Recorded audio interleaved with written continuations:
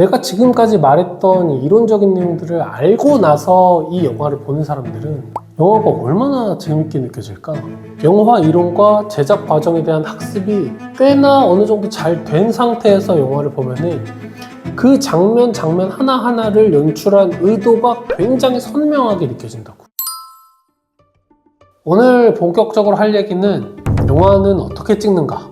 영화 찍는 과정은 생각보다 은근히 쉽기도 하고 상상하는 것 그 이상으로 어마어마하게 어렵기도 해.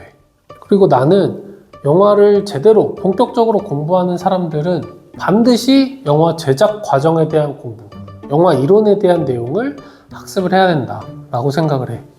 왜 그러냐면 지난 시간에 다뤘던 이제 좋아하는 영화에 대한 내용, 내가 어떤 영화를 좋아하는가, 이 부분에 대한 내용은 영화 입시를 준비를 하지 않더라도 기본적으로 영화에 좀 관심이 있는 사람들, 그런 사람들이라면 한 번쯤은 생각을 해봤을 수도 있는 그런 부분이란 말이야. 근데 오늘 얘기할 내용들, 영화를 어떻게 찍는지, 영화를 찍는 과정에 대한 내용은 영화를 정말 많이 좋아하는 사람이더라도 잘 모르는 내용이고, 영화로 밥을 먹고 살아야겠다 라고 다짐을 하지 않는 이상 잘 공부하지 않는 사람이 않는 영역이란 말이야. 그렇기 때문에 영화 입시를 준비하는 학생들, 그러니까 영화를 본격적으로 공부를 해야겠다 라고 결정한 사람들이라면 꼭 영화 이론들을 반드시 공부를 해야 된다 라고 생각해. 영화는 어떻게 찍는 걸까? 이 질문에 대답할 수 있는 내가 생각했을 때 가장 현명한 대답은 영화는 카메라로 찍는다 이거야. 근데 이게 왜 중요하냐? 영화를 찍는 카메라가 인간의 눈과 전혀 다르기 때문이야. 이 내용을 이해하는 게 영화를 어떻게 찍는지 공부하는 가장 쉬운 방법이다 라고 생각해. 영화는 카메라로 찍는다, 뭐 이거 누가 모르겠어. 근데 뭐 요즘은 다 휴대폰이 있잖아. 휴대폰으로 카메라 딱 켜보면은 뭐가 많이 다른가? 뭐 내가 직접 눈으로 보는 거랑 카메라로 보는 거랑 그렇게 많이 다른 것 같진 않은데, 막 뭐 조금 달라질 수 있겠지만 뭐 그렇게 막 드라마틱하게 다른가? 까지는 잘 모른단 말이야. 시네마용 카메라로 직접 찍어보지 않으면은 얼마나 다른지 체감하기가 쉽지가 않아. 그래서 이 부분을 내가 간접적으로 체험을 시켜주기 위해서 어떤 영화 이미지 한 장면을 준비를 했어. 이 이미지는 영화 역사상 전설적인 작품으로 남아있는 오즈넬트 감독이 찍은 1941년작 시민 케인이라는 영화의 한 장면이야. 이 영화가 왜 위대한 작품인지에 대한 설명은 이 영상에서 다루기엔 너무 방대한 내용이기 때문에 궁금하다면 한번 찾아와서 공부를 해보거나 직접 영화 보면서 고민을 해봤으면 좋겠어. 이 영화는 왜 유명하고 이 장면을 내가 왜 가져왔는지 그 부분을 잠깐 설명을 해줄게. 먼저 영화의 스토리에 대한 이해를 간략하게는 할 필요가 있어. 이 영화의 핵심 인물이자 주인공은 이 이미지에서 맨 안쪽 창문 바깥쪽에 보이는 지금 눈장난을 하고 있는 저 어린아이야.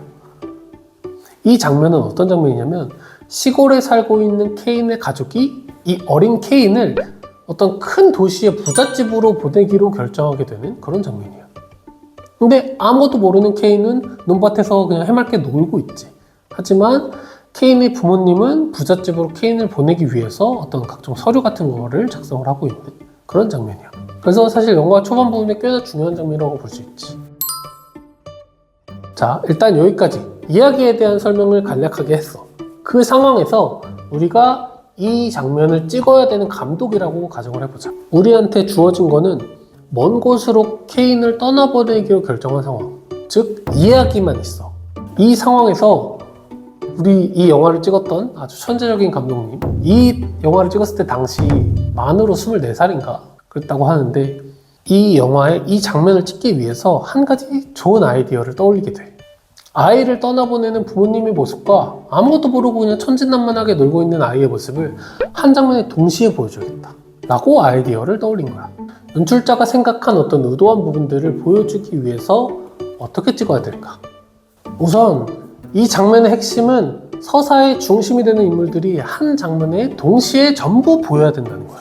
하지만 이들이 있는 공간은 전부 다르기 때문에 그거를 전경, 중경, 후경으로 나눠서 인물을 배치하게 돼.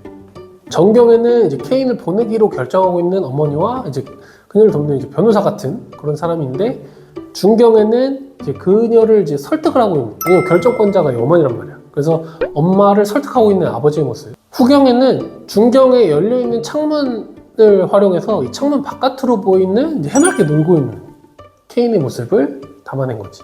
이렇게 공간을 정경, 중경, 후경으로 나눠서 한 장면, 한 프레임의 인물을 전부 보여줄 수 있게 했어. 근데 문제가 하나 있어. 이런 장면 구성을 하면은 전경, 그러니까 카메라로부터 가까이 있는 사람이랑 후경에 있는 사람, 카메라로부터 멀리 떨어져 있는 사람까지 다 보여야 되잖아, 선명하게. 그러기 위해서는 가까이 있는 사람부터 멀리 있는 사람까지 전부 다 초점이 맞아야 돼. 근데 이게 되게 어려운 부분이지. 보통 우리 눈은 기본적으로 아주 멀리까지 보니까 멀리까지 초점이 다 맞아져 있는 상태에서 본단 말이야. 근데 이제 카메라는 사람이 눈으로 보는 것보다 이 초점이라는 것에 훨씬 예민하기 때문에 우리가 보는 것처럼 멀리까지 초점을 잡는 게 되게 어려워.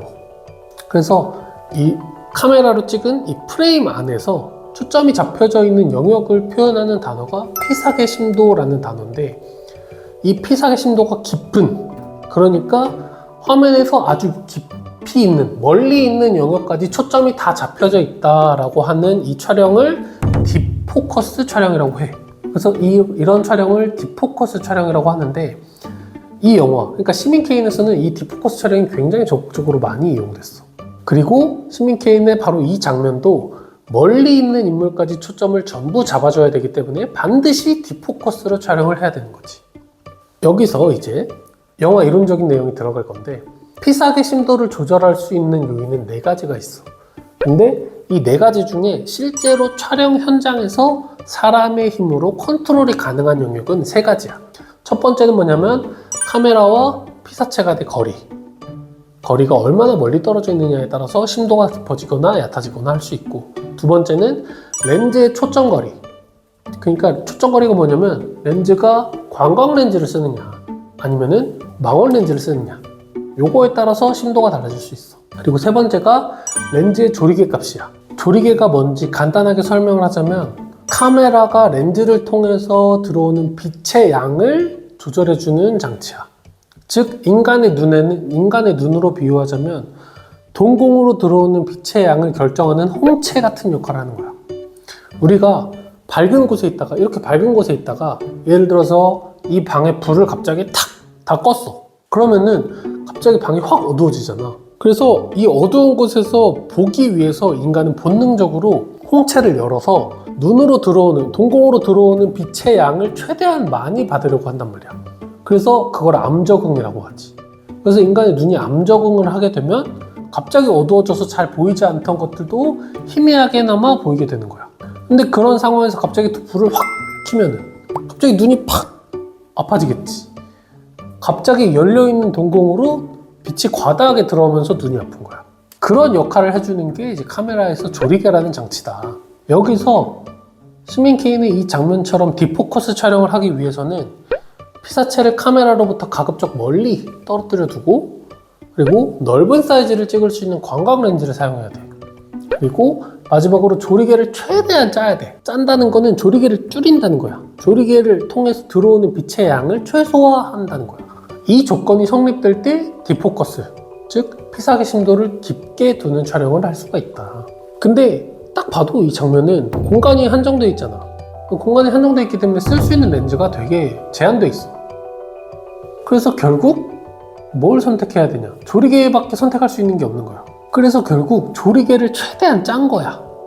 렌즈를 통해서 들어오는 빛의 양을 최소화했다고. 그럼 어떻게 될까? 화면이 엄청 어둡게 나오겠지. 그래서 어떻게 한다? 조명을 빵빵 친 거야. 그래서 이 장면은 조리개를 최대한 짜고 조명을 엄청나게 많이 친 장면이야. 그래서 그걸 알고 이 이미지를 다시 보면은 어쩐지 이상하게 그림자가 되게 두드러져 보여. 그러니까 알듯 말듯하게 명암 대비가 엄청나게 강한 그런 장면이 되는 거야.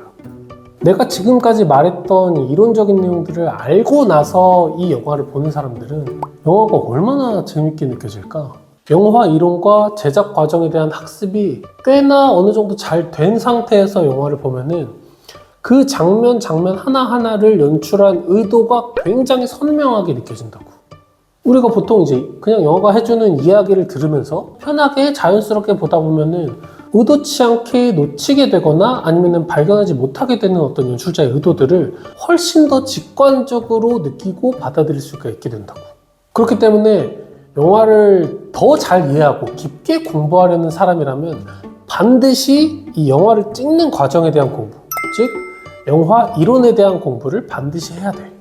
그러니까 왜 이 감독은 이 장면을 이렇게까지 고생하면서 찍었을까? 아니 이 장면 그냥 지나가는 장면 중 하나인데 왜 이렇게까지 해서 찍었을까? 그리고 또 이런 장면들도 그러니까 시민 케인이라는 영화에 이렇게 로우 앵글로 찍은 그 이미지가 굉장히 많아. 로우 앵글, 즉 사람의 시선보다는 조금 더 아래에서 피사체를 좀 올려다 보면서 찍은 그런 이미지들이 꽤 많다고. 근데 이렇게 로우 앵글로 찍고 싶은데 카메라가 그때 당시 카메라가 원체 커. 옆에 필름도 달아야 되고 이따만하단 말이야. 그래서 카메라를 그냥 바닥에 내려놓고 찍으니까 각이 잘 안 나와. 내가 원하는 그 로우 앵글 느낌이 안 나와. 그래가지고 어떻게 했냐면 바닥을 까버렸어. 지금 이렇게 바닥을 까고 들어가서 밑에 카메라 그냥 내려놓고 찍는다고. 왜 이렇게까지 찍어야 할까? 그냥 지나가는 영화의 한 장면일 뿐인데 결국 우리가 알 수 있는 거는 영화의 모든 장면은 결코 아무런 생각 없이 그냥 찍은 게 아니라는 거야.